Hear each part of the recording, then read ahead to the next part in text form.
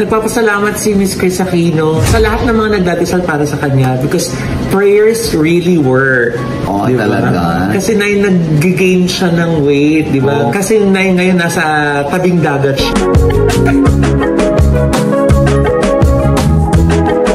Saka na rin ba doon? Oo, nadalaw natin siya. Nag-gain siya ng 1 point something pound every week since na-stay siya doon. Komedyante at talent manager na si OG Diaz, napawaw nang lumabas ang bagong update sa kalusugan ni Chris Aquino. Kung bago lang kayo dito sa aking YouTube channel, huwag kalimutan mag-subscribe at pindutin niyo na rin ang notification bell para ma-notify kayo sa ating susunod na video. Maraming salamat!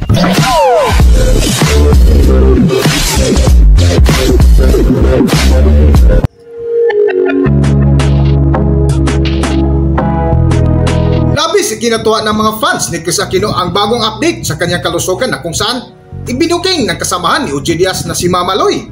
Kita mo nga sa nasabing litrato na kanyang binahagi na kung saan nakahiga si Chris Aquino sa kama na nakangiti kasama ang kanyang anak na si Bimbi.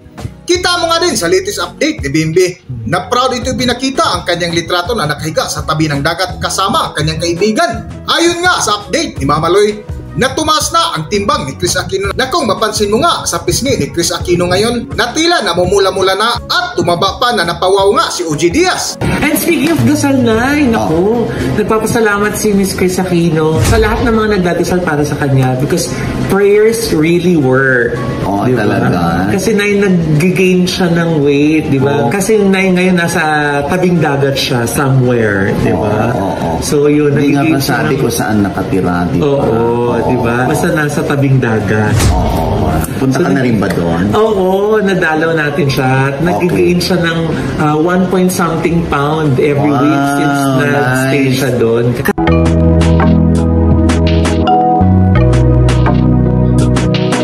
Dagdag nga ng ibinahagi ni Mama Loy ay di umano ganadong-ganado na kumain ngayon si Chris Aquino. Para sa buong kwento, narito ating panoorin ang video. Kasi nga, Nay, she keeps on eating yung kanyang favorite na turon at saka ripe mango. At saka umiinom po siya ng Ensure. Hindi lang 1 mug ha, kundi 2 mugs a day. Nasarapan na siya kasi nilalagyan niya yun ng Carabao's milk at saka ng vanilla ice cream. O, di ba ang bongga? At saka nakakaloka na yung turon niya. Nanggagaling lang yan sa 3 tao na nagbibigay sa kanya ng turon. At ang isa dyan si Miss Ann Binay, yung kapatid ni Mayor-elect Nancy Binay ng Makati.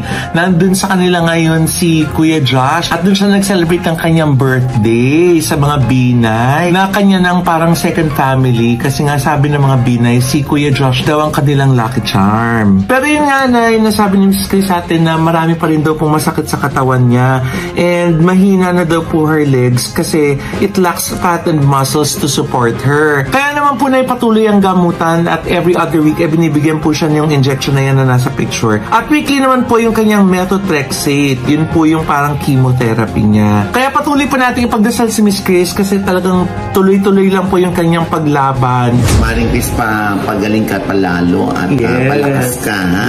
Yes. Dahil nami-miss ka na ng mga fans mo. Yes. Diba? Nanggagaling lang yan sa 3 tao na nagbibigay sa kanya ng turon. At ang isa dyan si Miss Ann Binay, yung kapatid ni Mayor-elect Nancy Binay ng Makati.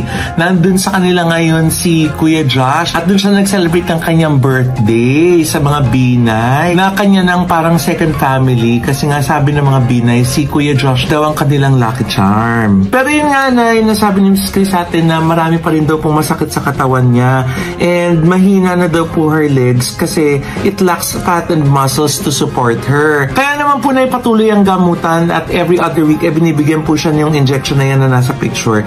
And then, let's look at the rooms. This is room number 1 and because this is my kaligayahan, sayang naman, dapat we should enjoy the sea air. So, I will open this. There you go. Very fresh air. Dahil OC ako, gusto ko nakaayos ang back dyan. So you get 2 beds here. Yung bed. Mom, wait lang, honey. I'll open. You're not strong. Okay. I'm getting stronger. Thank you. Yeah. Look. Umbrella. Someone's happy. There's an umbrella. Kung napansin ninyo, yung isa na tuwa sa umbrella. Earlier, yung isa na tuwa sa golf cart.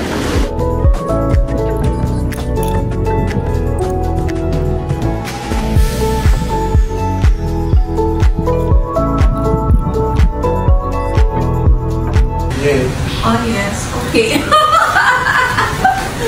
Sorry. It's okay. Hey, I'll open. Hey.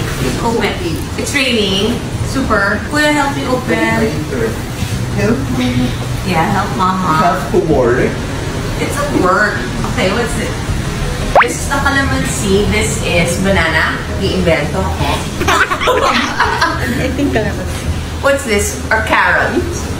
It looks like carrot. This is the banana. Bingkay will answer. Nagpapaganda pa po si Bingkay. Ayaw niya lumabas. Hindi na ganun po. Hindi ako sa'yo. Kasi mapapanood ni Boy Boy. Kaya gusto niya maganda siya. This calamansi. 2 boxes calamansi. 1 box brownies. 1 box banana with no nuts. 1 box carrot. Yay. 1 box ultimate. The ultimate muffin. Ayun, may boses na sa likod. Ano magka-reply? Yay! Chocolate chips, peanut butter, and brownie milk. May sagot na ako. Kasi nag-text ako sa friend ko kay Yusek M. Aglipay Villar at sinabi ko na medyo mabagal yung ng traffic at and then it's the waterworks that's taking time. So that's why for all those who are coming here to Boracay, have some patience because that water na ginagawa naman nila will ultimately benefit us. So give chance. Kasi I think we complain and complain and complain but ultimately hindi natin nakikita yung end result naman. So I believe that si Secretary Mark Villar is doing his best but ini-improve muna dapat yung tubig. So, pag in-improve yun, syempre, di ba, malinis ang tubig natin lahat, will all be healthy. But, kung ngayon may konting agrabyado at napeperwisyo tayo dahil nga, di ba natagalan, nung sinundo, Rochelle, di ba nung sinundo yung food 2 hours? Yeah, 2 hours dumating, gutom na gutom yung isa. So, I'm just explaining to all of you na when you come here, give chance. Kasi I think that's what's wrong also, na maybe dapat may malaking sign saying lang na waterworks ongoing, ganyan. Para kasi when you don't know, you complain. But when you do know the reason and you do know na ito yung nangyayari ngayon at ito yung improvement sa mangyayari, there will be less reason for you to complain. And actually, the reason I'm being very generous about all of that is because excited na ako may calamansi muffins na ako. Kasi medyo kanina pa ako nagsasabi, I'm hungry and it's very rare for me to be hungry. So I'm hungry. Oh, and I'm sure magtatanong kayo, saan galing itong pajamas ko? Gio!